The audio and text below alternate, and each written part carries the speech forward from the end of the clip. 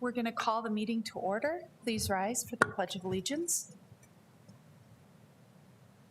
I pledge allegiance to the flag of the United States of America and to the republic for which it stands, one nation, under God, indivisible, with liberty and justice for all.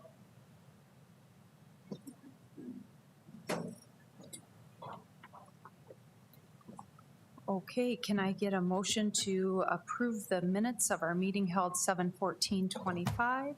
So moved. Second. All in favor? Aye. Those opposed, same sign.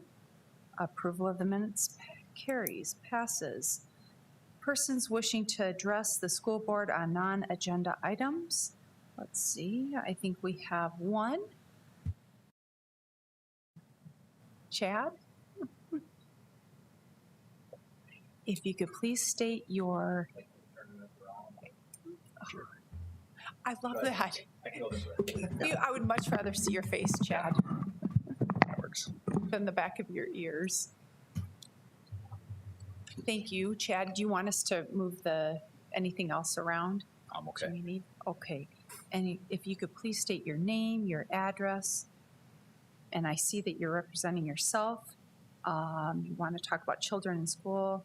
Okay, I'll let you carry that. Your topic is literature and social studies curriculum.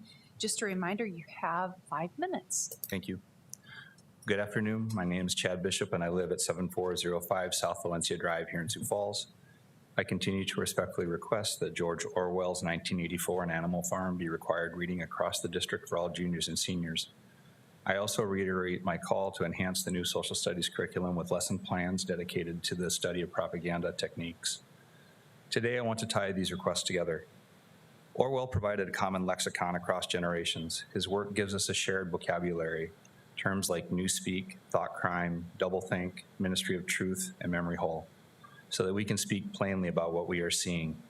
The corruption of language is a primary means by which totalitarian regimes control thought and political discourse.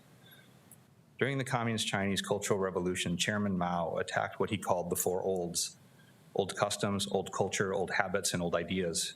The goal was to fracture bonds between generations.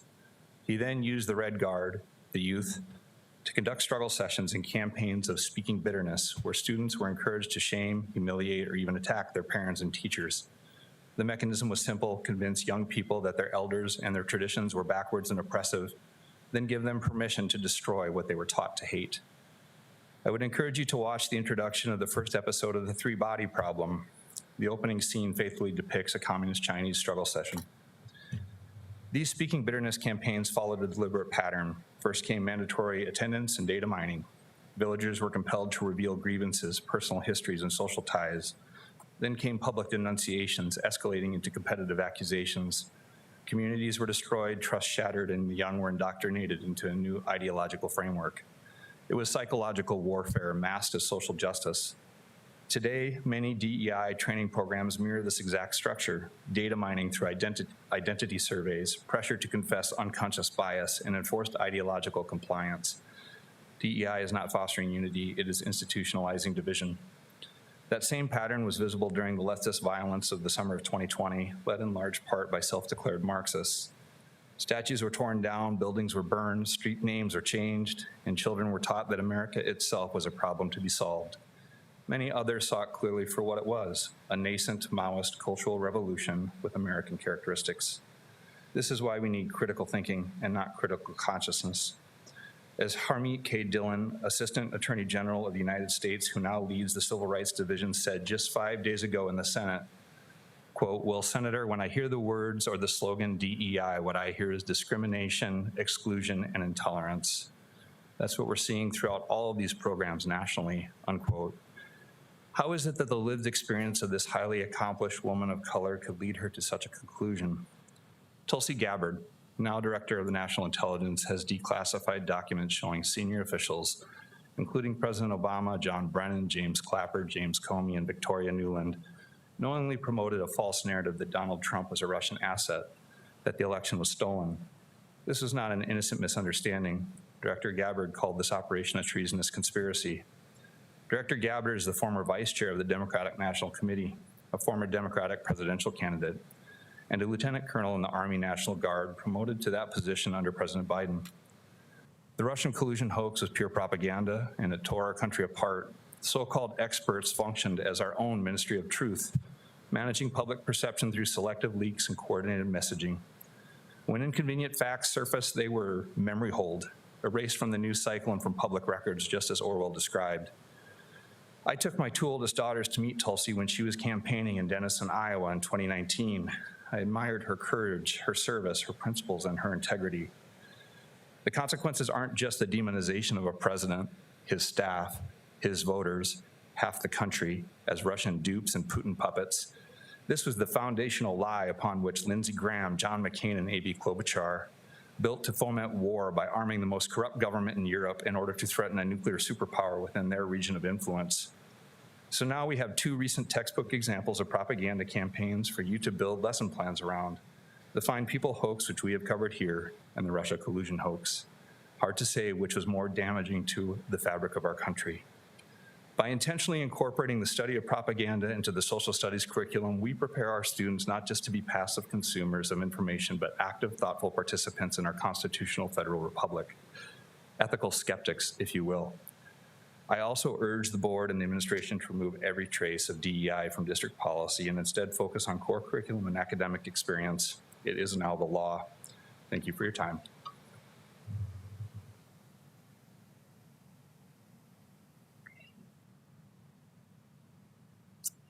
Are there any persons wishing to address the school board on agenda items?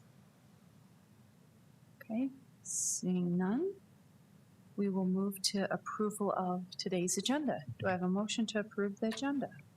So moved. Second. All in favor? Aye. Aye. Aye. Those opposed, same sign. The approval of the agenda carries. Any conflicts of interest? No. Approval of consent agenda items. Items A through, let's see, we can go all the way down to items A, B through 6, 7. Do I have a motion to approve? Good. Oh, good. Oh, I see D. Yes, thank you. All the way down to D. Moved. Second. All in favor? Aye. Aye. Opposed, same sign. Consent agenda items A all the way down to D carries. I just thought of something. Okay, so before we adjourn, we have some artwork. Yeah, I just wanted to highlight the CLC students had, since we did not have artwork during the summer, they had added in the artwork that we have back there. So Tara Beck is the teacher, and she just had some of those students bring over some of their artwork for us today. So that's hanging over on the far side behind Dr. Zeke and Dr. Conrad, Right. Mr. Conrad. Nice. It is Pirate Week. They made treasure maps, and there's all sorts of adventures that these kids drew, anywhere from on the maps to going past the wisdom tree.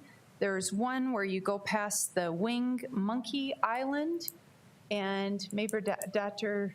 Z can point out any other details of significance, Dr. Z.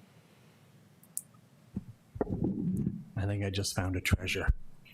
Oh, good. What? Oh, you found the treasure. Good. Oh, very, very good. We found the treasure. Excellent.